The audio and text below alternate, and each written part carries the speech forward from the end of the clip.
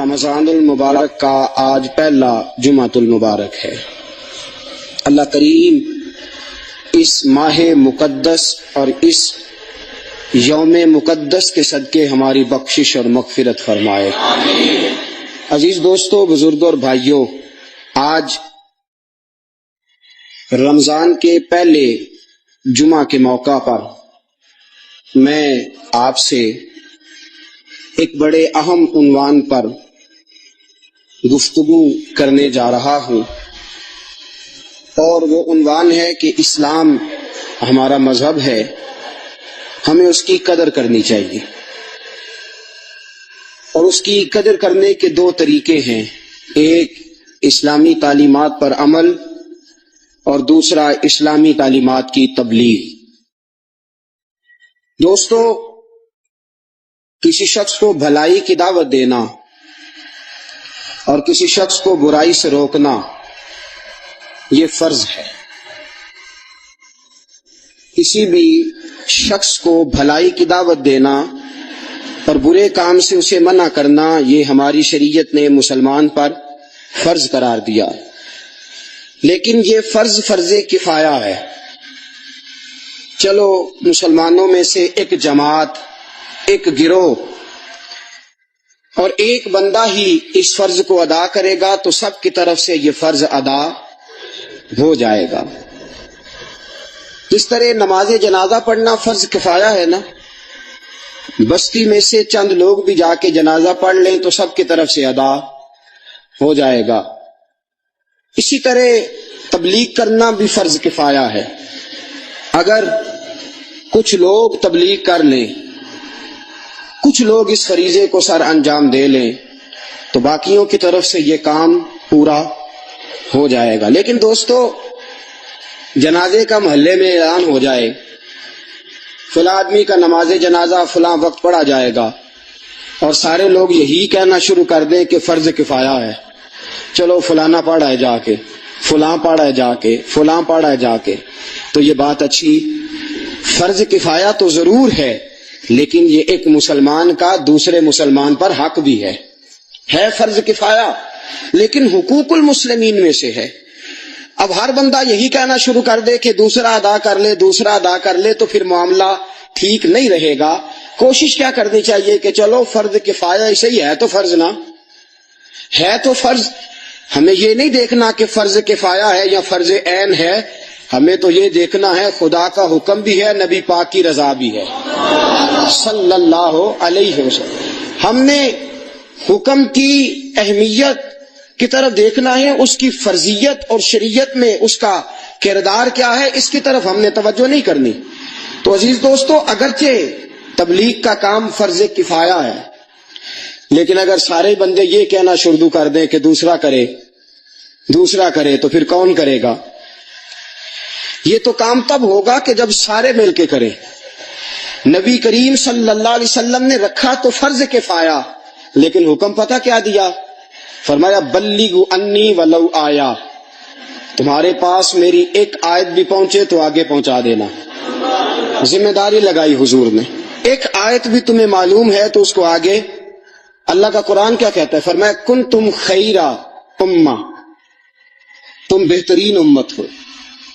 اے مسلمانوں، تم بہترین کیوں؟ رنگ زیادہ گورے ہیں ہمارے، یا پیسہ زیادہ ہے ہمارے پاس، جائیدادیں زیادہ ہیں، یا ہمیں بات کرنے کا سلیقہ ٹھیک طرح سے آتا ہے، یا ہمارے قد کاٹ زیادہ ہیں، یا کس وجہ سے ہماری فضیلت رب نے بیان کر دی؟ فرمایا حضرت موسیٰ کے امتی 9 سال تک عبادت کرتے تھے، جناب ابراہیم علیہ السلام کے امتی 1400 سال عبادت کرتے تھے، حضرت نوح علیہ السلام کے امتی 1500 سال عبادت کرتے تھے، لیکن میرے نبی کا کلمہ پڑھنے والوں، ان کو میں نے شان نہیں دی، شان میں نے تمہیں عطا کر دی ہے، فضیلت میں نے تمہاری بنا دی ہے، عزت میں نے تمہیں دے دی ہے۔ یا اللہ کیوں؟ وجہ فرمایا اس لیے کہ تأمرون بالمعروف وتنہون عن المنکر، تم وہ لوگ ہو جو نبیوں والا کام کرتے ہو، لوگوں کو اچھی بات کا حکم دیتے ہو، بری بات سے منع کرتے ہو۔ تم وہ لوگ ہو، اس لیے تمہیں فضیلت دی ہے، اس لیے نہیں کہ تمہارے رنگ گورے ہیں، نمازیں زیادہ پڑھتے ہو، روزے زیادہ رکھتے ہو، یا مال دولت ثروت جاؤ حشمت کے اندر تمہیں کمال حاصل ہے، بلکہ تمہیں فضیلت اس لیے دی ہے کہ تم وہ کام کرتے ہو جو اللہ کے نبی کیا کرتے تھے۔ ہمارا بہانہ کیا ہے؟ ہمارا بہانہ یہ ہے کہ ہم خود ٹھیک نہیں، ہم خود نیک نہیں، کسی کو نیکی کی دعوت کیسے دیں؟ خدا عز و جل نے اس دنیا میں دو ہی مخلوقات کو معصوم بنایا ہے، ایک فرشتے، دوسرے نبی۔ تیسرا کوئی بندہ دعویٰ نہیں کر سکتا کہ میں گناہوں سے بالکل پاک ہوں، ایک نبی اور دوسرے، اس کے علاوہ کوئی بندہ معصوم، ناظر صاحب اس کی آواز کھول دیں تھوڑی سی، کوئی بندہ بھی دعویٰ نہیں کر سکتا کہ میں معصوم ہوں، یا نبی معصوم ہے یا فرشتے تیسرا معصوم۔ اور اگر آپ یہ کہیں کہ جی میں پہلے کل نیک بن جاؤں پھر نیکی کی دعوت دوں گا، تو آپ تو بن ہی نہیں سکتے۔ پورے نیک تو کوئی بندہ بن سکتا؟ ہر بندہ خطا کار ہے، ہر بندہ گناہ گار ہے۔ تو اگر سارے یہی کہہ کے بیٹھ جائیں کہ میں پہلے نیک بن جاؤں پورا پھر نیکی کی دعوت دوں گا، تو اس کا مطلب یہ ہے کہ پھر تو نیکی کا کام رک جائے گا، پھر تبلیغ و اشاعت دین کا کام کرے گا کون؟ یہ شرط نہیں کہ پہلے آپ مکمل نیک بنے۔ میرے دوستو، دو فرض ہیں، ایک نیک بننا، ایک نیکی کی تبلیغ کرنا، ایک نیک بننا اور ایک نیکی کی۔ چلو اگر آپ سے ایک پورا نہیں ہو سکتا تو دوسرا تو ادا کرو نا۔ اگر نیک بنتے نہیں ہو تو نیکی کی دعوت دینی چاہیے نا۔ آپ اگر شراب خانے میں گئے، نیا نوجوان آپ نے شراب خانے میں دیکھا، معاذ اللہ استغفر اللہ، تو آپ کو بندہ کہے کہ میں اسے کیسے روکوں، اسے روکو، اسے منع کرو۔ تم پر دو فرض ہے، ایک شراب نہ پینا اور ایک شراب سے منع کرنا۔ اب اگر تم شراب پیتے ہو اور ساتھ روکتے بھی نہیں تو تم نے دو گناہ کیے، اور اگر تم نے غلطی سے اور اپنے شامت اعمال کی وجہ سے یہ بہت بڑا پاپ کر بھی لیا ہے، تو اگر تم کسی کو روک دو گے تو کم از کم تمہیں ایک گناہ ہوگا، ڈبل گناہ نہیں ہوگا۔ میری بات آپ کی سمجھ میں آ رہی ہے؟ روزہ کس پہ فرض ہے؟ امیروں پہ کہ غریبوں پہ؟ کہنے نے میں تو کام ہی میرا تو کام ہی محنت مزدوری والا، میں کیسے روزہ رکھوں؟ میں تو دیہڑی لگاتا ہوں تو روزہ کیسے رکھوں؟ میں نے نہیں کسی حدیث میں پڑھا کہ روزہ وہ رکھے جو دفتر میں بیٹھتا ہے۔ صحابہ کے زمانے میں تو دفتر ہوتے ہی نہیں تھے، کسی جگہ نہیں لکھا ہوا روزہ وہ رکھے گا جو اے سی میں بیٹھتا ہے، تب تو اے سی تھے ہی نہیں۔ حضرت ابوبکر صدیق رضی اللہ تعالیٰ عنہ سے لے کر جناب بلال تک سارے اپنے ہاتھ سے کام کرتے، سارے اپنے ہاتھ سے کام کرتے، سارے۔ حضرت عمر فاروق رضی اللہ تعالیٰ عنہ خلیفہ وقت ہونے کے باوجود مال غنیمت کے اونٹ چرنے جاتے تھے تو چراگاہ میں چھوڑنے بھی جاتے تھے، لینے بھی آتے تھے واپس۔ سارے لوگ اپنے ہاتھوں سے مشقت والے کام کرتے۔ حضرت بلال مزدوری کرتے، سلمان فارسی مزدوری کرتے، مقداد مزدوری کرتے، صحابہ مزدوریاں کرتے، روزے رکھتے، اور رمضان کے جانے کا وقت ہوتا تو در رسول پہ کھڑے ہو کے عرض کرتے محبوبہ دل نہیں بھرا، دل کرتا ہے کبھی رب سارا سال ہی روزے عطا کرے، سارا سال رمضان دے تو ہم سارا سال روزے رکھنے کو تیار ہے۔ جذبہ تھا، طاقت تھی، ہمت تھی۔ آج نوجوان لڑکا ہے کہتا ہے مجھ سے بھوک برداشت نہیں ہوتی۔ میرے بھائی، رب بیماری لا دینا، اللہ سے دعا مانگے اللہ شفائیں عطا فرمائے، اور دعا کرے اللہ آزمائے سے محفوظ فرمائے۔ آپ یقین کریں، میں نے لوگوں کو دیکھا ہے حلق سے قطرہ نہیں اترتا، خوراک کی نالی لگی ہوئی ہے، اعلیٰ غذائیں پکی ہوئی پڑی ہے، عرش کا مالک کہتا ہے میں تیرے حلق سے گزرنے نہیں دوں گا، قانون بن گیا۔ میں نے دیکھا ہے ڈرپ پہ لوگ زندہ ہے، بوتل لگی ہوئی ہے گلوکوز کی، گزارا چل رہا، اعلیٰ غذائیں پڑی ہیں، لاکھوں روپیہ تجوری میں پڑا ہے۔ مالک کہتا تو نہیں کھا سکتا، تو وہ کھانے نہیں دیتا، نہیں کھانے دیتا۔ ایک شخص یورپ کے علاقے کا، میں کسی کالم نویس کا پڑھ رہا تھا، وہ کہتا ہے میری خربوں میں جائیداد ہے، لیکن میرے معدے میں ایسی تکلیف ہے کہ میں آٹے کو چھان کر جو اوپر سے بورا نکلتا ہے صرف وہ کھا سکتا ہوں، اس کے علاوہ میں کائنات کی کوئی نعمت کھا نہیں سکتا۔ اور میرے بھائی، وہ جب چاہے تو بڑے بڑے کھانے کھانے سے تجھے روک دے، تیرے دانت چبانے کے قابل نہ رہے، زبان نگلنے کے قابل نہ رہے، معدہ تیرا ہضم کرنے کے قابل نہ رہے۔ وہ جب چاہے تو جو مرضی کر لے، وہ کہتا چل تو میری مرضی پہ چلنا، 1 مہینہ میرے کہنے پہ نہ کھا، 1 مہینہ میرے کہنے پہ نہ کھا، تو یا اللہ تو کیا کرے گا؟ فرمایا صوم و تصحو، میرے نبی پاک نے فرمایا تم روزے رکھو، اللہ تمہیں صحت عطا فرما دے گا، اللہ تندرستیاں دے دے گا، شفائیں دے دے گا، تم روزے رکھو، اللہ تمہیں، سبحان اللہ، اللہ طاقت دیتا ہے، ہمت دیتا ہے، اللہ ہمت دیتا ہے۔ میں نے دیکھا ہے، میں نے بزرگوں کو دیکھا ہے، ضعیف لوگوں کو دیکھا ہے، کمزور لوگوں کو دیکھا ہے، میں نے دیکھا ہے روزے رکھتے ہوئے، مزدوروں کو دیکھا ہے روزے رکھتے ہوئے۔ میں اپنے ابا جی کو کہتا، ابا جی اتنی سخت گرمی اور مزدوری آپ کرتے اور مزدوری کے عالم میں روزہ رکھتے، تو کہتے پتر روزہ کی آندا ہے، روزہ کدوں کو جاندا ہے، روزہ اپنی جگہ تے بھی مزدوری اپنی جگہ ہوتے۔ اور کئی دفعہ مینوں فرمان لگیا، میں نے یاد سمجھ کوئی نہیں لگتی، پتہ نہیں روزے چ اللہ طاقت کتوں دے چھڑدا ہے، نہیں زیادہ کام بھی زیادہ کریدا ہے کہ روزہ بھی بھائی صوم تصحو، میرے مصطفیٰ نے فرمایا تو روزہ رکھ، اللہ تجھے صحت عطا فرما دے گا۔ محبوب پاک صلی اللہ علیہ وسلم فرماتے جس نے جھوٹ نہیں چھوڑا، غیبت نہیں چھوڑی، برائی نہیں چھوڑی، اللہ کو اس کے بھوکے پیاسے رہنے کی کوئی ضرورت نہیں۔ وہ کاہے کا رکا ہے؟ جب کوئی کام تو اس نے اللہ کی رضا والا کیا نہیں۔ روزہ رکھ کے دغا کر رہا ہے، روزہ رکھ کے جھوٹ بول رہا ہے، روزہ رکھ کے کم ماپ رہا ہے، تول رہا ہے، دھوکہ دے رہا ہے، رشوت لے رہا ہے، فراڈ کرتا ہے، حرام کا مال اکٹھا کر کے کہتا ہے اس میں سے چلو 10 دے گے بھی پکا دے گے۔ وہ بھائی جو کام اللہ نے تجھے کرنے کو حکم دیا تھا، جب تو وہ بجا ہی نہیں لا رہا، مقصد روزہ ہی تو حاصل، لعلکم تتقون، روزے کا مقصد یہ ہے کہ تو پرہیزگار ہو جائے۔ میرے نبی پاک علیہ الصلوۃ والسلام کی بارگاہ عالی مرتبت میں 2 عورتیں آئیں، یہ چیزیں کھا لو، کہنے لگی محبوبہ ہم نے روزہ رکھا ہوا ہے۔ فرمایا نہیں تمہارا تو روزہ نہیں ہے، حضور رکھا ہوا ہے روزہ، سحری سے لے کر اب تک کچھ نہیں کھایا، شام تک بھی نہیں کھائیں گی۔ محبوب نے فرمایا ذرا کہہ تو کرو، الٹی تو کرو۔ کہہ کی تو ان کے حلق سے خون بھی نکلا اور گوشت کے لوتڑے بھی نکلے، پوٹیاں بھی نکلی۔ نبی پاک نے فرمایا وہاں بیٹھ کے تم نے اپنے جاننے والوں کی غیبت نہیں کی، چغلی نہیں کھائی؟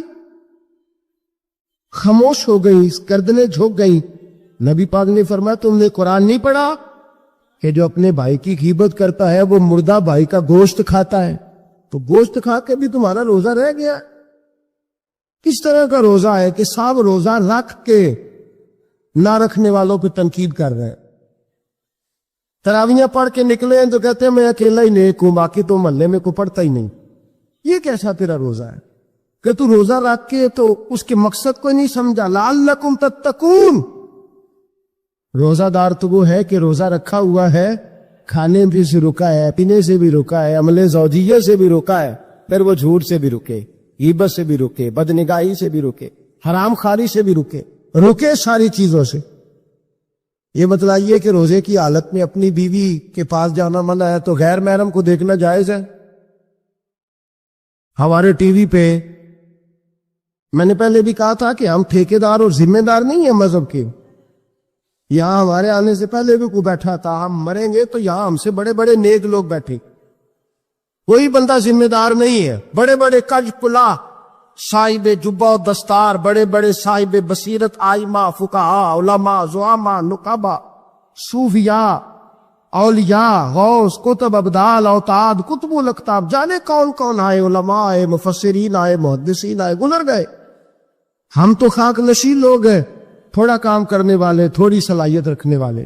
لیکن بھائی اگر کرتے ہیں تو ایک کام کرتے ہیں، ساتھ دوسرا نہیں کرتے۔ یہ کس طرح کا دین سکھانے لوگ نکلے کہ شوال سے لے کر شعبان تک گانا سنایا جائے گا، شعبان سے لے کر شوال تک ناچ گانا کیا جائے گا، شوال سے لے کر شعبان تک دھما چوکڑی ہوگی، رمضان آئے گا تو حدیثیں سنائی جائیں گی، رمضان آئے گا تو لوگوں کو قرآن پڑھ کے سنایا جائے گا۔ یہ مذہب باز نہیں ہے کہ گویے مذہب سکھائیں گے، ایکٹر مذہب سکھائیں گے۔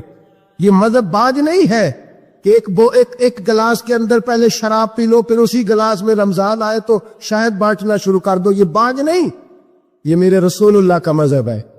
اگر تمہیں شوق ہے دین سیکھنے سکھانے کا، یکم رمضان کو توبہ کرو اور کہو کہ ہم ٹی وی پہ بیٹھ کے حدیثیں سنائیں گے تو سارا سال سنائیں گے، اور جس زبان سے حدیث نکلے گی پھر اس سے کبھی گندا گانا نہیں نکلے گا، پھر کبھی ناچ گانا نہیں ہوگا۔ یہ کون سا مذہب ہے جو بیویاں سکھا رہی ہے؟ یہ کون سا دین ہے جو عورتیں سکھا رہی ہیں؟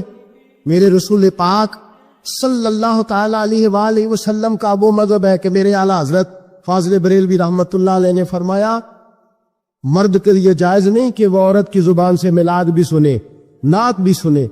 مرد کے لیے جائز نہیں، مرد کو مرد سکھائے گا، عورت سکھائے گی تو عورتوں کو سکھائے گی۔ بے شک آپ سویرے فتویٰ دیجئے کہ چھوٹی سی مسجد میں بیٹھ کے، چھوٹے سے کونے میں بیٹھ کے چھوٹا سا مولوی، اور وہاں تو اتنے بڑے مفتی ٹی وی پہ بیٹھے ہوئے، وہ غلط ہے تو صحیح ہے کیسے ہو گئے؟ سنو، میرے نبی پاک علیہ الصلوۃ والسلام کے مذہب کا حسن یہ ہے کہ اسلام کہتا ہے ایک نظر بی بی کو دیکھا کسی نے غلطی سے تو معافی ہو جائے گی، دوسری نظر شہوت سے دیکھا تو حرام ہے اس کے لیے، وہ پاکستان کا مولوی ہو یا سعودی عرب کا شاہ ہو، کسی کے لیے عورتوں کے بیچ پھرنا اٹھنا بیٹھنا جائز ہے؟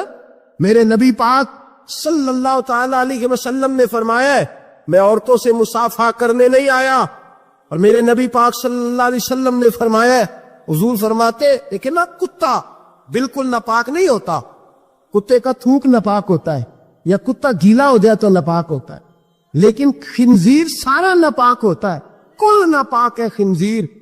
نبی پاک نے فرمایا خنزیر بھی ہو اور گند میں لتھڑا ہوا بھی ہو، پیشاب میں لتھڑا ہوا ہو، گوبر میں لتھڑا ہوا ہو، پخانے اور فضلے میں لتھڑا ہوا خنزیر ہو، اس کا جسم تیرے ساتھ ٹکرا جائے تو اتنا برا نہیں جتنا غیر محرم عورت کا وجود تیرے ساتھ ٹکرا جائے تو برا ہے۔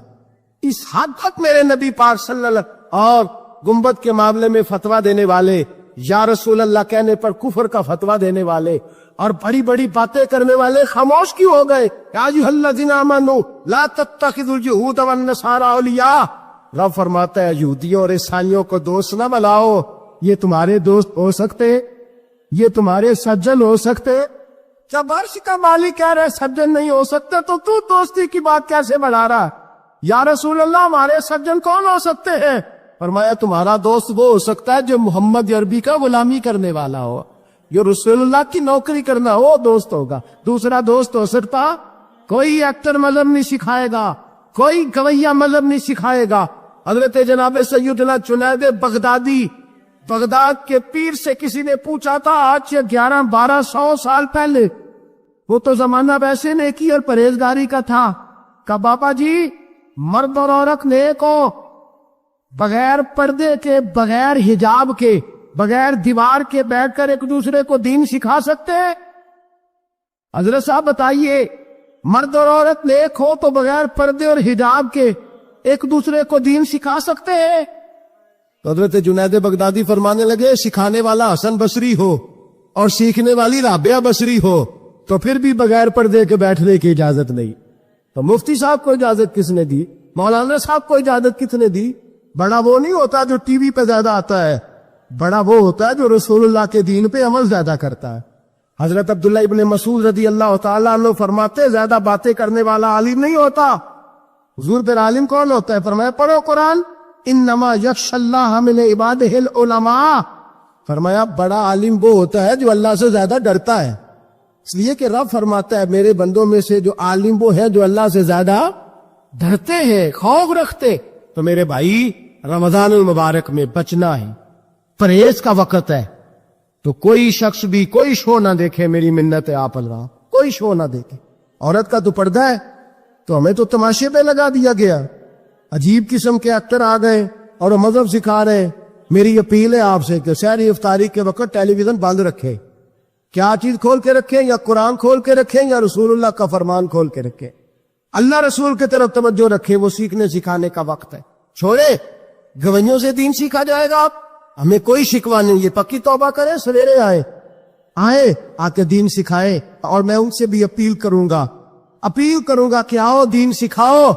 حضرت فضیل بن عیاض فرماتے میں ڈاکو تھا، کبھی کبھی چھپ چھپا کے جمعہ پڑھا کرتا تھا، پھر میں نے توبہ کی تو سچی توبہ کی، پھر میں نے توبہ کی تو رب کو راضی کرنے والی توبہ، پھر میں نے توبہ کی تو چھوڑی ہر شے، غریبوں کا لوٹا ہوا مال واپس کیا، جس کے پیسے نہ دے سکا اس کے گھر میں جا کے اس کی بھینسوں کو چارہ ڈالا، اس کے اونٹوں کی خدمت کی، میں نے قرضے چکائے، فرمایا میں سچی توبہ کر کے مسجد آیا، جس خطیب کے پیچھے میں جمعہ پڑھا کرتا تھا وہ میرے ہاتھے بیعت کر کے مرید ہو گیا۔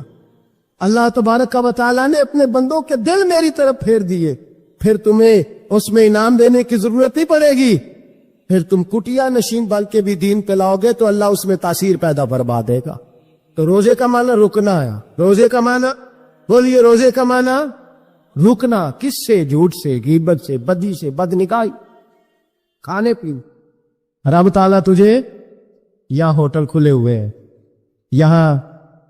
یہاں عجیب حالات ہے، ہوٹل کھلے ہوئے ہیں، لوگ بہانے ڈھونڈتے پھرتے ہیں، کہتے ہیں کٹ لگ گیا تھا، ذرا تھوڑا سا خون نکل آیا، سنی پلاس لگائی ہے تو روزہ نہیں رکھا، یہ ذرا مجھے تھوڑی دقت ہو گیا تو میں نے روزہ نہیں رکھا، کھانسی لگ گئی ہے تو روزہ نہیں رکھا۔ او خدا کے بندے، روزہ تو نعمت ہے، اور سبحان اللہ میرے نبی پاک نے فرمایا لکل شیء زکات و زکات الجسد الصوم، فرمایا ہر شے کی زکات ہوتی ہے، وجود کی زکات روزہ ہے، روزے رکھو جسم کی زکات نکل جائے۔ فاقہ کرنا بھی میرے نبی پاک کی سنت ہے، مسواک کرنا بھی سنت ہے، اور فاقہ کرنا بھی، مسواک والی سنت زیادہ اپناتے ہیں لوگ، فاقہ کرنا بھی نبی پاک کی سنت ہے۔ ایک صاحب مجھے کہنے لگے جناب بیٹھ کے کھانا حضور کی سنت ہے، میں نے کہا کبھی کبھی نہ کھانا بھی نبی پاک کی سنت ہے، نہ کھانا بھی حضور کی سنت ہے۔ اور ہمارے فقہاء نے لکھا ہے جو روٹی زیادہ کھاتا ہے اس میں دو باتیں پیدا ہو جاتا، کیا کیا؟ ایک بولتا زیادہ ہے، دوسرا سوتا زیادہ ہے، غافل ہو جاتا ہے۔ فاقہ اور حکیم اطباء ڈاکٹر کہتے ہیں کہ پیٹ خالی رہے نا جس آدمی کا، اس کا حافظہ مضبوط ہوتا ہے، اس کے ذہن کی گرہ کھلتی ہے، زیادہ کھانے سے تو خماری چڑھتی ہے، دماغ ڈھونڈتے پھرنا روٹی کدھر سے آج اچھی ہے، گھر میں نہیں پکی تو ہوٹل چلے جانا، کھانے کے سوا اور کام ہی کوئی نہیں۔ اور صاحب میرے نبی پاک علیہ السلام نے فرمایا کافر 7 آنتوں سے کھاتا ہے، 7 آنتوں سے، اور فرمایا میرا مومن 1 آنت سے کھاتا ہے، اس کے وجود میں کھانے والی 1 آنت ہے، کافر 7 آنتوں سے کھاتا ہے۔ فاقہ کشی سے نورانیت پیدا ہو، کم کھانا، لیکن نا نبی پاک صلی اللہ علیہ وسلم نے اللہ سے فاقہ مانگ کے لیا، یا اللہ 1 وقت روٹی دے، 1 وقت کا فاقہ دے، مانگ کے لیا نبی پاک، مانگ کے۔ یار 30 تو روزے ہیں، وہ بھی کئی دفعہ 29 ہو جاتے ہیں، اللہ کہہ رہا ہے ایام معدودات، ایک گنتی کے دن ہے۔ او میرے بھائی کیا مصیبت ہے، میرا وقت نہیں گزر رہا، آپ یقین کریں اللہ جانتا ہے، ہم تو رمضان کو زنجیریں ڈالتے ہیں، یہ کام بھی رہ جاتا ہے رمضان گزر جاتا ہے، یہ بھی رہ جاتا ہے رمضان گزر جاتا ہے، یہ بھی نہیں ہو پاتا رمضان، پتہ نہیں کس وقت روزے آتے ہیں، کب نکل جاتے ہیں، کہتے ہیں میرا وقت نہیں گزرتا تو میں ٹی وی دیکھتا ہوں۔ قرآن سارا پڑھ لیا ہے، حدیثوں کا مطالعہ ہو گیا، اپنی آخرت کے لیے نفل سارے پڑھ لیے، تسبیحات ساری ہو گئی، جو اب ٹائم نہیں گزرتا تھا تو ٹی وی پہ جا بیٹھے، کدھر چلے گئے ہم؟ علامہ اسماعیل حقی نے حدیث لکھی، حضرت عائشہ صدیقہ رضی اللہ تعالیٰ عنہ فرماتی ہے، تفسیر روح البیان میں موجود ہے، کہتی ہے ایک دن حضور اچانک میرے ساتھ آرام فرماتے بستر سے اٹھے نکل گئے۔ ہمیشہ نبی پاک علیہ السلام کا طریقہ مبارکہ تھا، جب رات کو تہجد کے لیے اٹھتے تو کہتے ابو بکر کی بیٹی حق تیرا ہے، وقت تیرا ہے، پر اگر تو اجازت دے تو میں اپنے اللہ کو راضی کر لوں۔ آج حضور نے پوچھا ہی نہیں، بستر سے اٹھے چلے گئے، کہتے میں اٹھی، میں نے دائیں بائیں دیکھا، محبوب نظر نہ آئے، حضور کی تامد استعمال شدہ پڑی تھی، وہ تامد میں نے اٹھا کے اوڑھ لی اور میں نکل گئی حضور کو تلاش کرنے۔ کہتی ہیں جب میں باہر گئی مسجد نبوی شریف کے ساتھ جنت البقیع کی جانب، نبی پاک سجدے میں تھے، کہتی ہے میں گئی، تھوڑی دیر کھڑی ہوئی، حضور نے آہٹ سنی تو پوچھا تو کون ہے؟ میں نے کہا میں عائشہ ہوں۔ تو محبوب نے فرمایا یہ عائشہ کون ہے؟ میں نے کہا یا رسول اللہ میں آپ کی زوجہ۔ فرمایا زوجہ کیا ہوتی ہے؟ یا رسول اللہ میں ابو بکر کی بیٹی۔ تو نبی پاک نے فرمایا یہ ابو بکر کون ہے؟ حضرت عائشہ کہتی ہے میرا کلیجہ پھٹنے کو آیا، میں وہاں سے پریشان حال واپس آئی، جب میں گئی تھی تب بھی ہلکی ہلکی بارش تھی، واپس لوٹی تو پھر بھی ہلکے ہلکے قطرے بارش کے گر رہے تھے، میں آ کے ہامتی کامتی بیٹھ گئی، تھوڑی دیر گزری تو نبی پاک تشریف لے آئے، تو حضور صلی اللہ تعالی علیہ وسلم نے مجھے پریشان دیکھا تو کہا عائشہ کیا ہوا؟ کہ حضور آج وہ ہوا ہے جو کبھی نہیں ہوا۔ یا رسول اللہ میں پریشان ہو گئی ہوں۔ حضور عجیب بات ہے، میں گئی ہوں، آپ نے پوچھا کون ہے تو میں نے کہا میں عائشہ کا۔ عائشہ کون؟ آپ کی زوجہ۔ فرمایا زوجہ کون؟ ابو بکر کی بیٹی کا ابو بکر کون؟ اور پھر حضور میں گئی ہوں تو میرے کپڑے بھیگ گئے، آپ آئے تو کپڑے خشک ہیں، سمجھ نہیں آئی. تو لفظ سنو حدیث کے، نبی پاک نے فرمایا عائشہ لی مع اللہ وقت، میرا اپنے اللہ کے ساتھ ایک وقت ہوتا ہے. کس کے ساتھ؟ آج میرا دوستوں کے ساتھ وقت ہے، آج میرا گھومنے کا وقت ہے، آج میرا خوش گپیوں کا وقت ہے، آج میرا سیاحت کا وقت ہے، آج میرا پکنک کا وقت ہے. میرے نبی پاک نے فرمایا لی مع اللہ وقت، عائشہ میرا اپنے اللہ کے ساتھ، میرا اپنے اللہ کے ساتھ ایک وقت ہوتا ہے. اس وقت نہ وہاں کوئی فرشتہ آ سکتا ہے، نہ کوئی نبی اور مرسل آ سکتا ہے. جب فرشتہ اور نبی نہیں آ سکتے تو عائشہ اور ابو بکر کیسے آ سکتے ہیں؟ تو کہا یا رسول اللہ پھر وہاں ہوتا کون ہے؟ تو حضور فرمانے لگے ایک میں ہوتا ہوں، دوسرا میرا رب ہوتا ہے، تیسرا کوئی موجود نہیں ہوتا. امت کو درس دیا ایک وقت 24 گھنٹوں میں ایسا لایا کر اس میں تو اپنے رب کو دکھڑے سنائے، اس میں تو دعائیں مانگے، اس میں تو عرض و نیاز کرے، اس میں تو اپنے گناہوں کی معافی چاہے. اعلیٰ حضرت کے والد گرامی سے کسی نے پوچھا، مولانا نقی علی خان صاحب سے، کہ حضرت جی فرعون 500 سال ہی حکومت کر گیا، 500 سال ہی حکومت کر گیا، اللہ کا مقابلہ کرنے والا پکا کافر بے ایمان. تو آپ فرمانے لگے ملا رومی کی وہ کتاب پڑھو مثنوی، جس میں انہوں نے لکھا ہے کہ جب ساری دنیا سو جاتی تھی تو فرعون اٹھ کے مصلے پہ بیٹھتا تھا، کہتا تھا یا اللہ معاف کر دے، رب تو ہی ہے، گناہگار بڑا ہوں پر مہربانی کر. روز معافیاں مانگتا تھا تو رب کریم کی قدرت نے مہلت دی کہ روز توبہ کرتا ہے، چلو ایک دن سچی بھی کاری جائے تو اچھا ہے. اللہ نے مہلت دی. اور میرے بھائی اگر تو روز رات مصلے پہ بیٹھے تو تجھے مہلت ملے، عذاب نہ آئے. اگر تو اپنے رب کے ساتھ پناہی کرے تو اللہ تجھے مہلت دے، سزا نہ دے. لیکن ہم یہ وقت نکالتے ہی نہیں. اللہ کے ساتھ میت کا ہمارا مزاج ہی نہیں. ترمذی شریف میں نبی پاک علیہ السلام نے فرمایا دنیا داروں کو دکھڑے نہ سنایا کر، مالداروں کے سامنے رونے نہ رویا کر. یہ تجھے کیا دے سکتے؟ تو اٹھ کے جائے گا تو کہیں گے محنت کرتا نہیں، روز مانگنے آ جاتا ہے. دنیا داروں کو دکھڑے نہ سنا، پر میں دکھ سنا تو اپنے رب کو سنا، اللہ والوں کو سنا، اللہ کے نبی کو سنا. اس سے مراد یہ سارے کہا دکھڑے اپنے رب کو سنا. اگر تو اپنے رب کو دکھڑے سنائے گا تو تھوڑی دیر ضرور ہوگی، لیکن ایک دن ایسا ضرور آئے گا. میرے مصطفیٰ کریم فرماتے ہیں رب تجھے دنیا سے بے نیاز کر کے مالا مال فرما دے گا. دھوکے کا مزاج نہ بنا، کینچی لے کے نہ گھوم کے کیسے جیب کٹ سکتی. اللہ کو دکھڑے سنا. حضرت عائشہ عرض کرنے لگی حضور چلے یہ تو سمجھ آ گئی، لیکن بارش مجھ پہ پڑی آپ پہ پڑی نہیں. تو کہا عائشہ تم نے اوڑا کیا تھا؟ کہا حضور آپ کی طامت. فرمایا بارش کوئی نہیں تھی، جب تو نے میری طامت لی تو خدا کی رحمتیں تم پر برسنے لگ گئی. تو حضور کے وجود سے لگی ہوئی چیز کوئی اوڑ لے تو رحمت برستی ہے، تو میرے نبی کی مسجد چومنے سے کیوں رحمت نہیں برستی؟ جالی چومنے سے کیوں نہیں برستی؟ جہاں جہاں حضور رکے، جہاں جہاں نبی پاک ٹھہرے، وہاں جانے سے کرم کیوں نہیں ہوتا؟ تو عزیزو یاد رکھو رمضان میں ایک ڈیوٹی آپ نے یہ کرنی ہے کہ عبادت کو وقت دیں، ٹائم نکالیں. جو اتنے سے بھی فارغ ہے نا وہ 19ویں روزے تک کل فارغ ہو کے 20 کو اعتکاف بیٹھے. زندگی میں ایک دفعہ اعتکاف تو ویسے بڑا ضروری ہے. ہمارے بزرگوں نے لکھا ضروری ہے ایک بندہ اعتکاف کر لے زندگی میں ایک دفعہ، ہر سال کرے تو سنت ادا ہوگی. ویسے سنت مؤکدہ الکفایہ ہے، بستی میں اگر کوئی بھی نہ بیٹھے گا تو سارے گناہگار ہوں. ہم انشاءاللہ اس مسجد میں اس سال اجتماعی اعتکاف کریں گے.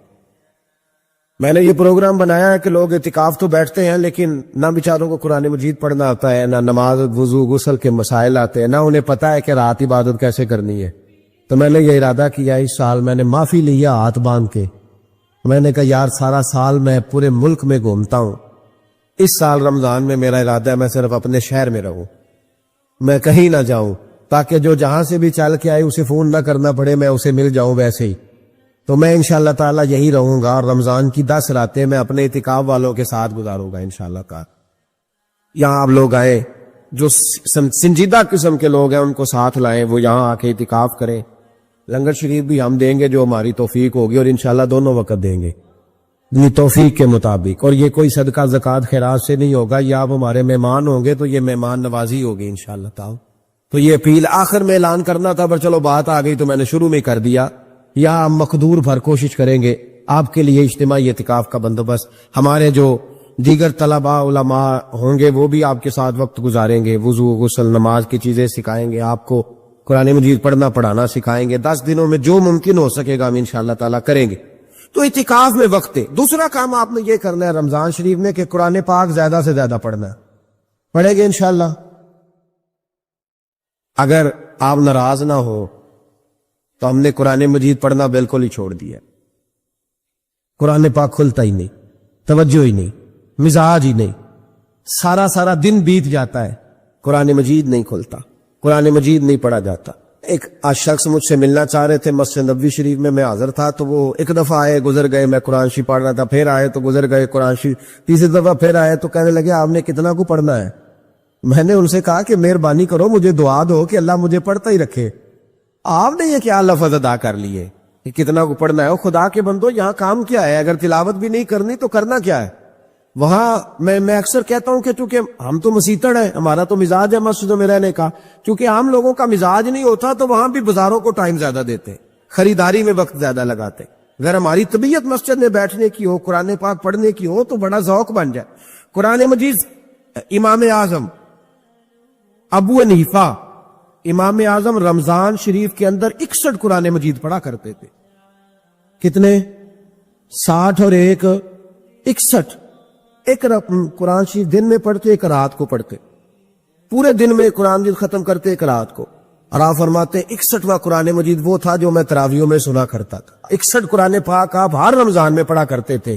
میری آپ سے گزارش ہے ایک سپارہ مسجد میں پڑھے رمضان میں, ایک سپارہ گھر میں پڑھے.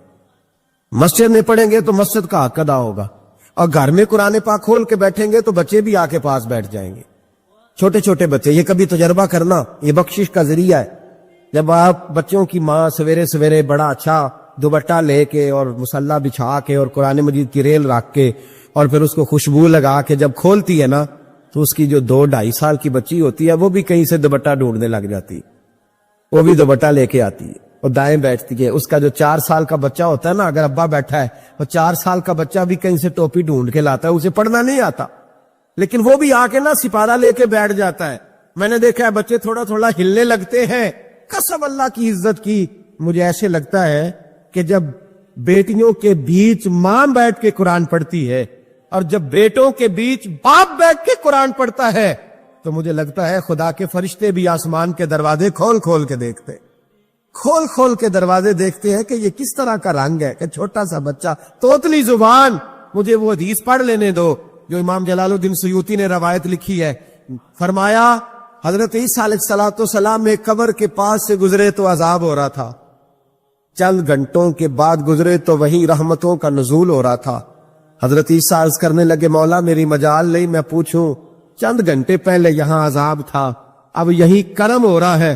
اللہ اب اس نے کوئی نیک عمل کیا تو ہے نہیں, قبر میں تو عمل ختم ہو جاتا ہے, اتنا کرم کیسے؟ تو رب کریم نے فرمایا موسیٰ بندہ بڑا گناہگار تھا, پاپی تھا, سزا کا حقدار تھا, پر جب انتقال اس کا ہوا تو بیوی اس سے پہلے حاملہ تھی, اس کے انتقال کے 2-4 مہینے بعد بچہ پیدا ہوا, پھر اس بی بی نے بچہ پالا. آج 4.5 سال کا بچہ مکتب گیا ہے, استاد نے بسم اللہ شریف پڑھائی ہے, اس کے بچے نے توتلی زبان پہ کہا بسم اللہ الرحمن الرحیم. تو مجھے حیا آئی ہے کہ اس بیچارے کو بھی لفظ نہیں ادا کرنے آتے, زمین پر بیٹھ کر یہ توتلی زبان سے مجھے رحمان اور رحیم کہے اور میں اس کے باپ کو سزا دوں. بس بچے نے ایک دفعہ بسم اللہ پڑھی ہے, میں نے باپ کے سارے گناہ معاف فرما دیے. مہربانی کرو, ایک سپارہ گھر میں, ایک سپارہ مسجد میں, یہ ضرور آپ نے روٹین بنانی ہے. مسجد میں پڑھیں گے تو مسجد کا حق ادا ہوگا, گھر میں پڑھیں گے تو بچے بھی پڑھیں گے. اور تیسرا سپارہ وہ ہے جو آپ نے تراویح میں سننا ہے. تو کتنے سپارے ہو گئے ایک دن میں؟ 3. تو رمضان میں کل کتنے ہو گئے؟ 3 قرآن پاک. کتنے قرآن پاک جی؟ 3 قرآن مجید, ایک سپارہ دن میں, ایک رات میں. تو آپ کا 10 دن کے اندر انشاءاللہ قرآن پاک ختم ہو جائے گا. کریں گے انشاءاللہ تعالی. یہ ذہن بنائے, یہ ذوق پیدا کرے, اور قرآن پاک کا ایک حرف پڑھے تو اللہ 10 نیکیاں دیتا ہے, اور رمضان شریف میں 70 گنا بڑھ جاتی ہے. تو اب ذرا ضرب دے لو, بات کہاں جائے گی. تو رمضان المبارک میں قرآن پاک سے میں نے کہا کوئی اخبار نہ دیکھو, کچھ نہ دیکھو, سارا دن بس قرآن پاک دیکھو, سارا دن. قرآن مجید پڑھے, قرآن پاک سے دل لگائے. حضرت عبداللہ ابن مسعود رضی اللہ تعالیٰ عنہ فرماتے ہیں نبی پاک صلی اللہ علیہ وسلم نے مجھے بلا کے کہا مجھے قرآن پاک تو سنا.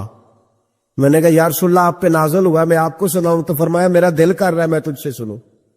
حضور کو زیادہ آتا تھا نا, تو کبھی کبھی آپ سمجھ لیں کہ آپ کو زیادہ آتا ہے لیکن پھر بھی سامنے والے, میں اکثر کہتا ہوں مدرسے کے طلباء سے, میں کہتا ہوں آپ قاری اور حافظ تو ہو گئے ہو پر کبھی کسی اور سے بھی سنا کرو, کہا کرو سناؤ یار دو آیتیں دل کر رہا ہے. حضرت ابی بن کعب رضی اللہ تعالیٰ عنہ کہتے ہیں نبی پاک تشریف لائے تو مجھے کہنے لگے ابی ادھر آ میں تجھے قرآن پاک سناؤں. میں نے کہا یا رسول اللہ مجھے فرمایا مجھے اللہ نے حکم دیا ہے کہ میں تمہیں سناؤں. حضرت ابی رو کے کہنے لگے یا رسول اللہ رب کریم نے میرا نام لیا ہے. میں کہا وہ کہا؟ فرمایا ہاں تیرا نام لیا ہے. رونے لگے, کہنے لگے حضور پھر تو میں بڑا خوش نصیب ہوں, سنائیے میں سنتا ہوں. تو حضور سننا بھی حضور کی سنت ہے, سنانا بھی نبی پاک کی سنت ہے. قرآن مجید کو سنیں. اور پھر یار دکھ کی بات ہے نا کہ پاسپورٹ کے دفتر تو میں 2.5 گھنٹے کھڑا رہوں, شناختی کارڈ کے لیے میں 1.25 گھنٹہ کھڑا رہوں, اور میں پہلی دفعہ سعودی عرب جاؤں تو امیگریشن کے لیے 2.5 گھنٹے بھی مجھے لائن میں لگنا پڑے تو میں لگا رہوں. دنیا داری کے لیے تو میں اتنا کھڑا رہوں اور تراویح کے لیے مجھے 1 گھنٹہ نہ کھڑا ہوا جائے اور میں بہانے کرتا پھروں. تو پھر یاد رکھو حضرت سیدہ اسماء کہا کرتی تھی نبی پاک نے مجھے کہا تھا اسماء اللہ کے رستے میں گن گن کے نہ دینا ورنہ وہ بھی تجھے گن گن کے دے گا.